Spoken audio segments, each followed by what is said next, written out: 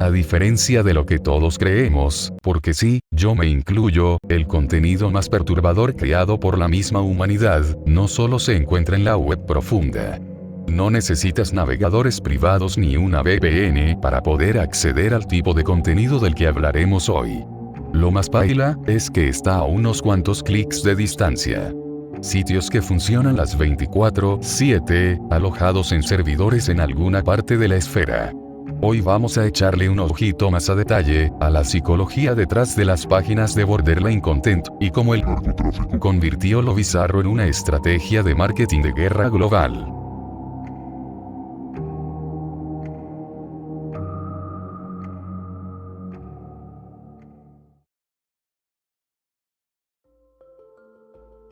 Para entender cómo llegamos hasta aquí, tenemos que retroceder bastante. En los inicios del Internet, cuando apenas surgían las primeras páginas, existían sitios como Rotten.o o Grish. En ese entonces, esos sitios eran vistos como de curiosidades morbosas, así como para gente con estómago fuerte.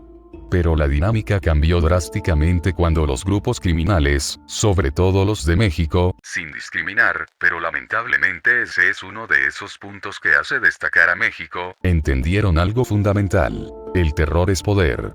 A mediados de la década de los 2000, los cárteles dejaron de esconder sus crímenes.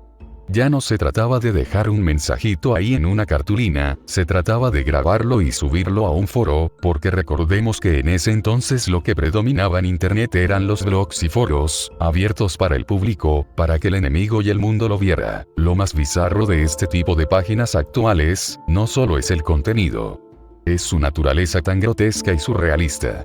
Imagina un día, entrar a un sitio buscando una noticia o algún tema de tu interés, y encontrarte justo al lado de un video atroz, un anuncio de casinos online o una aplicación de contenido not safe for work. Esa disonancia, esa mezcla de lo cotidiano con lo altamente inhumano, es lo que realmente te congela la sangre, porque nos recuerda que para los propietarios de estos sitios, el horror es solo un negocio más.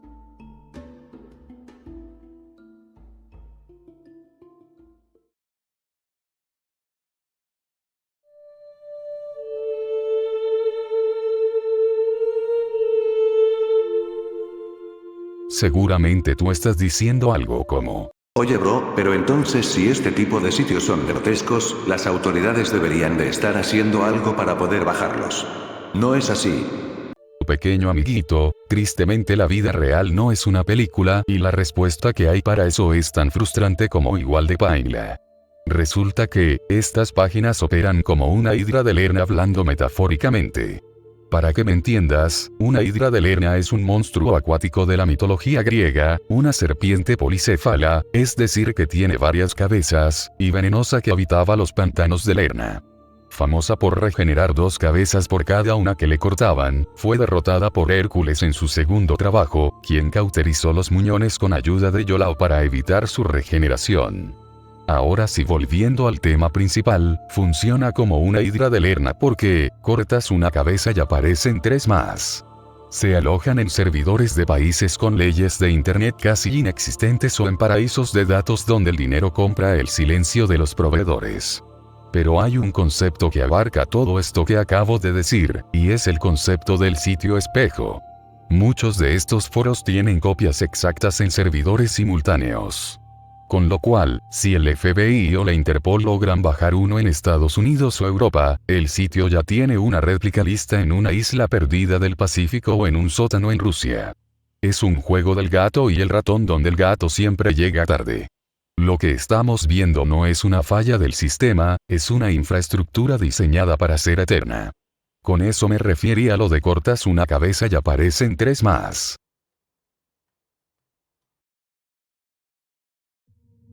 A ver, a medida que vamos profundizando, vamos descubriendo temitas varios que abarcan esta situación. Y como era de esperarse, claro que aquí también tenían que haber leyendas urbanas. Gente que dice que ha visto videos tan extremos que incluso los administradores más cínicos de estos foros decidieron borrarlos por miedo a represalias legales. Y aquí es donde entran Reddit y 4chan. En estos 2 foros con fama a nivel mundial, casi a diario se debate de clips que solo duraron minutos arriba en la red. Se habla sobre material que la mente humana causa, para que la misma mente humana no sea capaz de procesar lo que ve.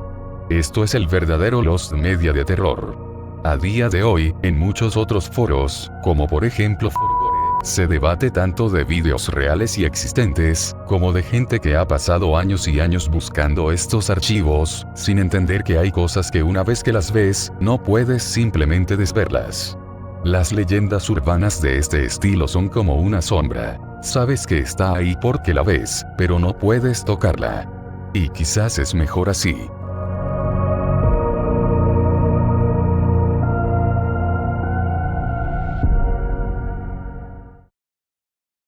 Antes de profundizar en esta última sección, quiero dejar en claro que no estoy haciendo publicidad de ninguna página que estoy por mencionar a continuación.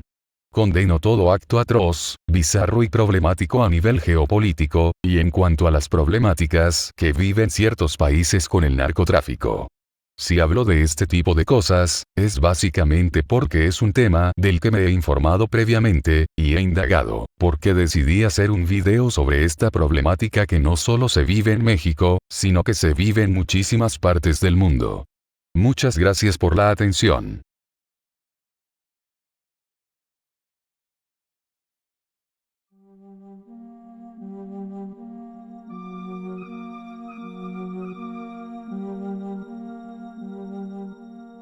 Si bajamos un poco más, nos encontramos con los nombres que resuenan en los foros de discusión como leyendas negras.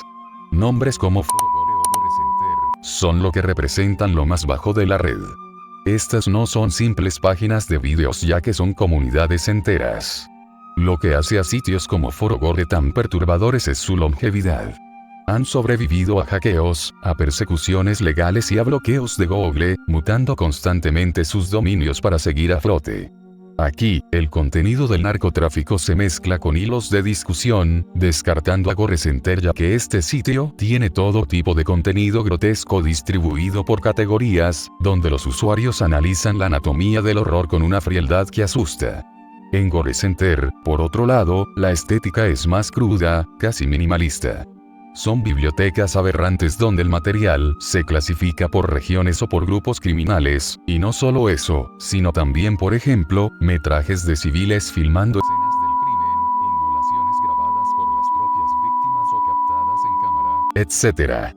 Lo bizarro es que, para los administradores de estos sitios, esto es una cuestión de libertad de expresión o de mostrar la realidad sin filtros.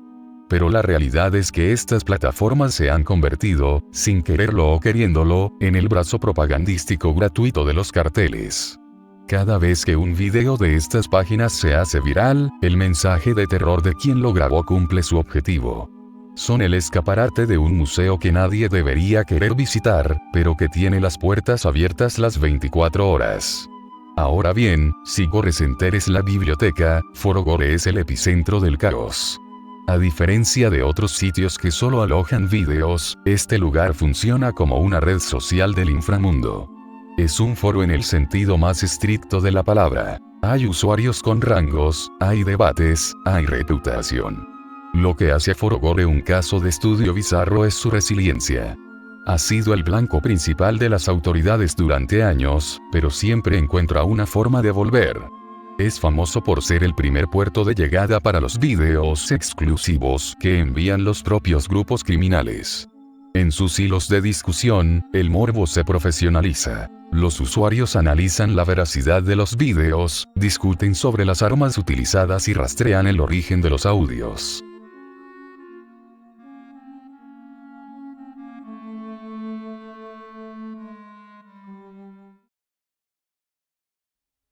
Llegamos al final de este video. Pero antes de irnos, queda una última reflexión.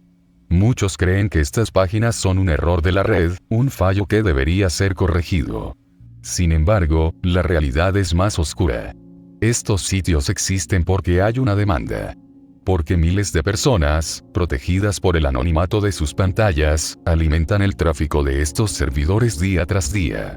La red de las sombras no solo se nutre de quienes graban el horror, sino de la curiosidad y el morbo insaciables de una sociedad que lamentablemente ha comenzado a normalizar lo inhumano. La pregunta no es quién permite que estos sitios existan. La verdadera pregunta es, ¿qué dice de nosotros el hecho de que sigan teniendo muchísimas visitas? Si este video te ha parecido perturbador, recuerda que la realidad siempre supera a la ficción que encontramos en estas páginas.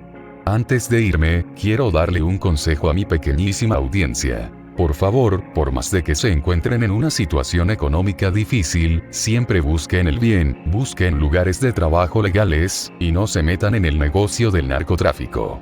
Porque aparte de ser muy delicado este tipo de negocios sucios, en los que podrías terminar muy mal e incluso muerto, estarías promoviendo a que este tipo de terrorismo se esparza por el mundo. Gracias por acompañarme. Nos vemos.